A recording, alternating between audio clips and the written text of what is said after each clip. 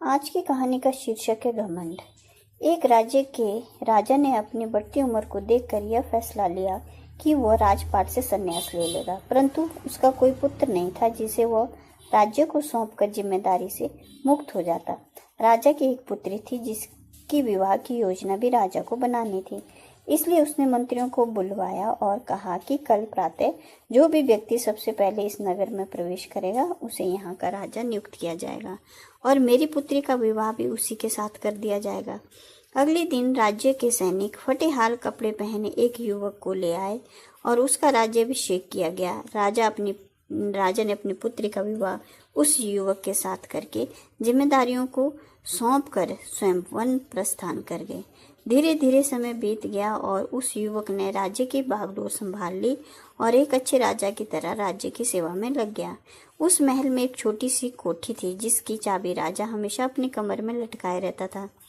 सप्ताह में एक बार वह उस कोठरी में जाता, आधा एक घंटा अंदर रहता और बाहर निकलकर बड़ा सा ताला उस कोठरी में लगा देता था और अपने अन्य कार्यों में लग जाता। इस तरह राजा के बार बार उस कमरे में जाने से सेनापति को अचंभा होता कि राज्य का सारा खजाना, सारे रत्न मणि हीरे जवाहरात तो खजांची के पास हैं, सेना के शास्त्रागार की चाबी मेरे पास है और अन्य बहुमूल्य कागजातों की चाबी मंत्री के पास है। फिर इस छोटी सी कोठरी में ऐसी क्या चीज है जो राजा यहाँ हर सप्ताह अंदर जाता है और थोड़ी देर बाद बाहर निकल आता है।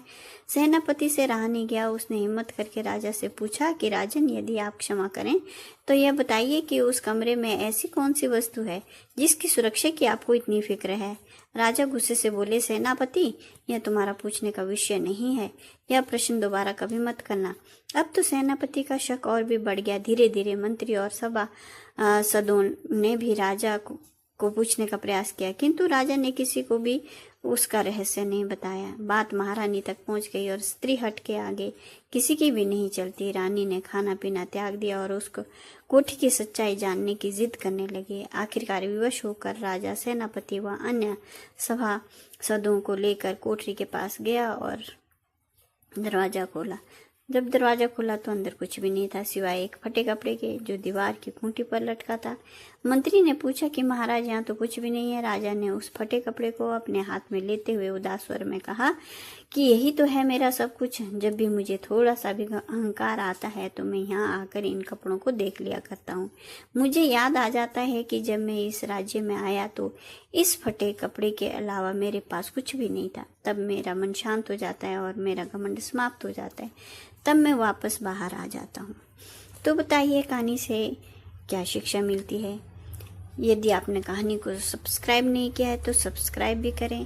कहानी अच्छी लगी हो तो लाइक करें। धन्यवाद, आपका बहुत बहुत धन्यवाद।